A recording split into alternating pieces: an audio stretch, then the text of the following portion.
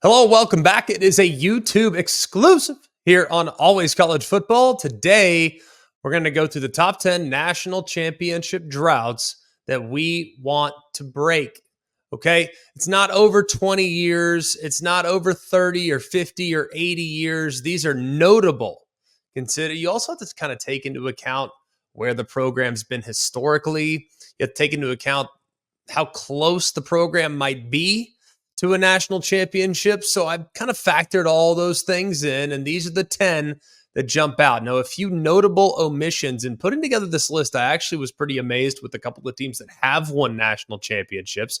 One in particular was Iowa. I did not realize that Iowa shared the 1958 national championship with the Billy Cannon-led LSU Tigers. So I did not know that. They did beat Wisconsin, Northwestern, Cal, and Notre Dame in the same year.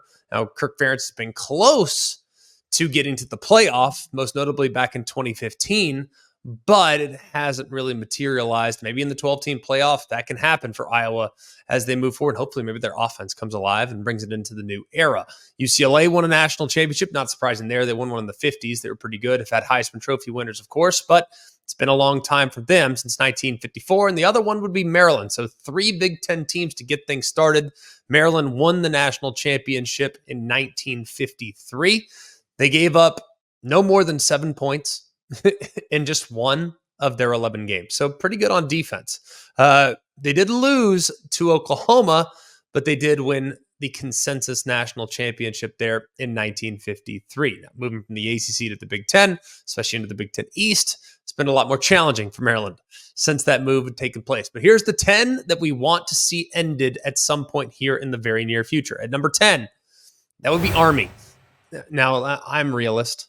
I know that it's pretty unlikely that Army's going to win a national championship. I get that, especially the style that they run, the type of player that they attract. But who wouldn't want to see Army win a national championship? Like, are you un-American?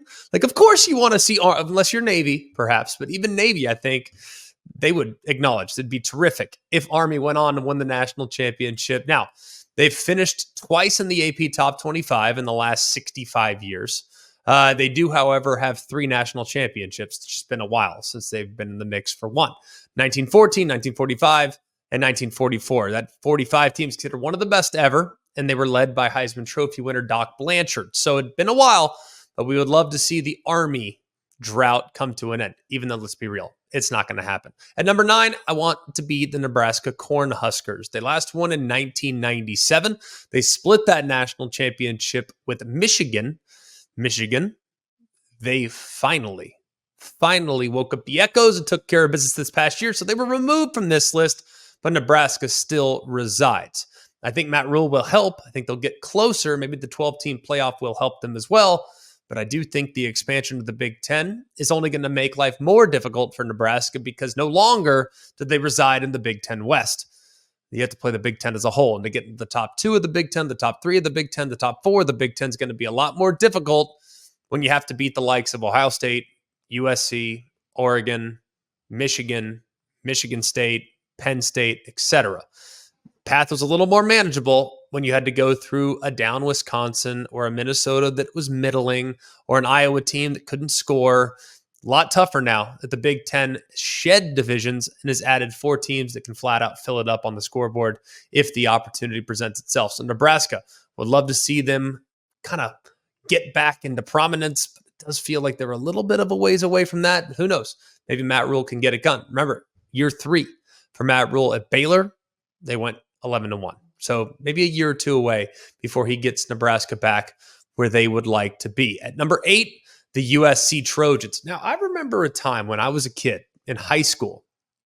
I was born in 88, so my high school years were from 2002 through 2006. I remember USC, and I remember it feeling like they were never going to lose a game. Really. I mean, it literally felt like they were never going to lose a game.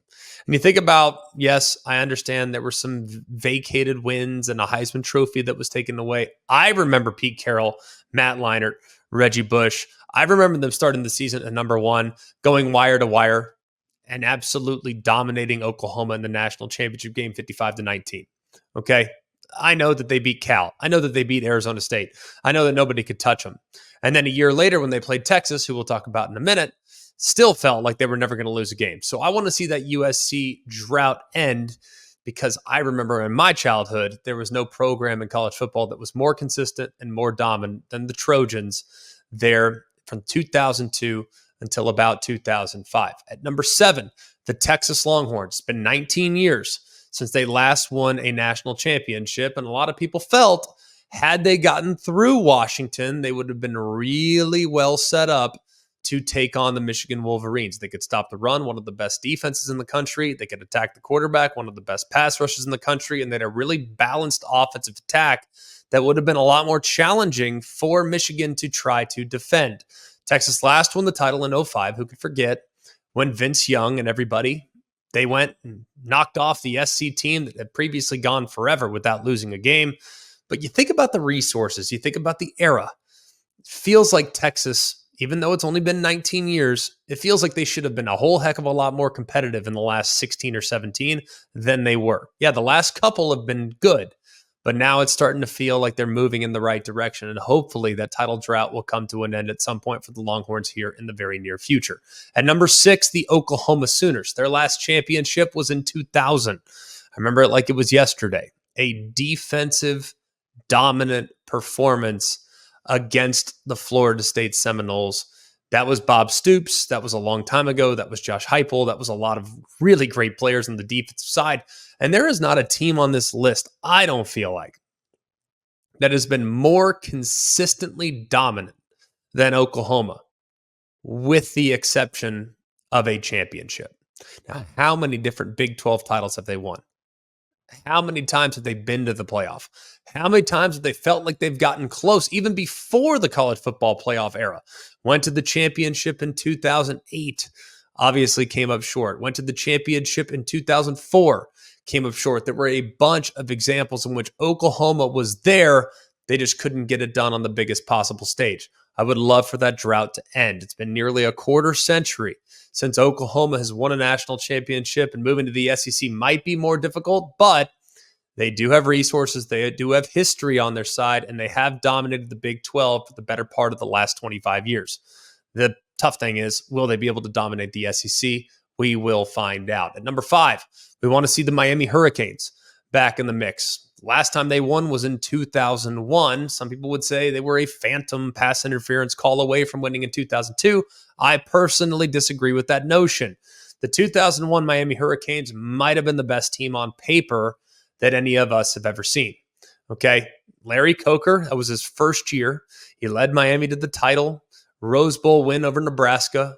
A lot of people didn't think Nebraska should be there to begin with. They were number 2 in the preseason poll, dominated Penn State 33-7 in the opener, and then ran away from the rest of the competition. Their closest game was actually against Virginia Tech on the road on December 1st. They won that game closely before destroying Nebraska there in the Rose Bowl. So many stars on this team. Ed Reed, Clinton Portis, Andre Johnson, Jeremy Shockey, Brian McKinney, Jonathan Vilma. I mean, Ken Dorsey, you name it. The roster was stacked. Take a couple minutes today and just Google 2001 Miami Hurricanes roster. You won't be disappointed. It's just Hall of Famer after Hall of Famer after Pro Bowler after Pro Bowler after Pro Bowler after first round pick. I mean, just all over the place. One of the best rosters ever assembled there back in 2001, but it's been a long time. And maybe Mario Cristobal, I think the team was closer than people realized last year. That's a dark horse playoff contender heading into 2024. At number 4, the Texas A&M Aggies. Their last national championship was in 1939, and it was a fierce 1939 defense that pitched 6 shutouts. That's right, 6 shutouts, but not the best Aggie team of all time. That would reside in 1919, a team that did not allow a single point all season long. But they did outscore their opponents in 39, 212-31, and capped it off with a win over Tulane. It's the number 5 ranked Tulane Green Wave in the Sugar Bowl. So everyone thought it was going to be Jimbo Fisher that would bring the title home to College Station. He did an admirable job there into 2020, but he couldn't get over the hump the last couple of years, even though he had great personnel. They just never were able to consistently put it together. And now it's Mike Elko's turn. Mike Elko will step into what is, I think, one of the best jobs in America, but They have been without a lot of championships in their history. Been a long time since they even won a conference championship. So hopefully A&M with Mike Elko, new leadership involved, they'll be in a position to knock down the door at some point in the future. At number 3, the Penn State Nittany Lions. They last won a national championship in 1986. They took down Miami in the Fiesta Bowl that year, finished the season number 1. Joe Paterno at the time was in his 21st season and did not have Penn State in the top 2 until they beat West Virginia on November 1st. Now, from that point forward, they were number 2, and they went to Maryland, dropped 1 spot after a close win, but with wins over Notre Dame and Pittsburgh, that set them up for a date with Miami in Tempe, Arizona. And they went on to win that game 14-10, which capped a 12-0 season that included a win over number 2 Alabama on October 25th. So Penn State, their last national championship in 86. Can they do it again under James Franklin? It feels like no team in college football will benefit more from the changes that have transpired in the sport the last couple of years. Realignment, I don't think makes a huge difference for Penn State. But if anything, shedding divisions in the Big Ten will be massive. You now no longer have to go through Michigan and Ohio State to get to the Big Ten title game. Maybe you avoid one of the two. Somehow you're ranked ahead of one of the other, and you find your way in a championship setting, and then you can find your way into a first-round bye. But even if you lost to both, you might still make the playoff. And if you look at Penn State's track record over the last few years, they would have been in the playoff more often than not when a 12-team playoff was in place. So Penn State haven't won in nearly 40 years. Maybe they can get that done here in the 12-team playoff era. At number 2, the Tennessee Volunteers. They last won their national championship in 1998, and that was a surprise to many. Peyton Manning had just graduated. The expectations were not necessarily there. They started out number 10 in the polls, and they ascended all the way up to number 1 after they beat Arkansas there early in November.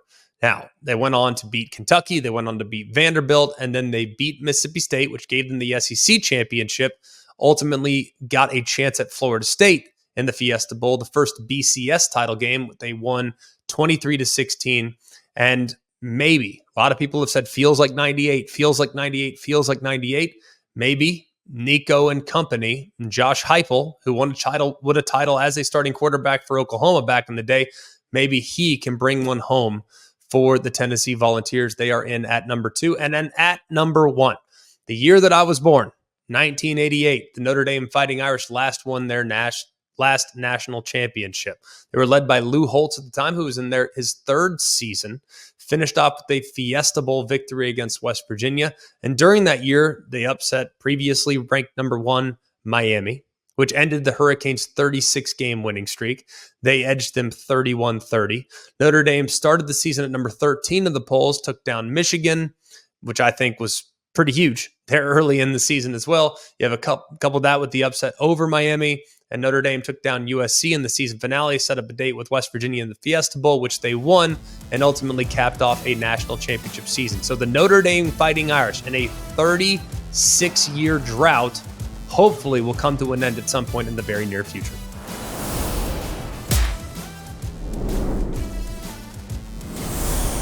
Hey guys, it's Greg McElroy. Thanks for watching Always College Football. Make sure you like, rate, and subscribe to ESPN's YouTube channel and wherever you listen to your podcasts.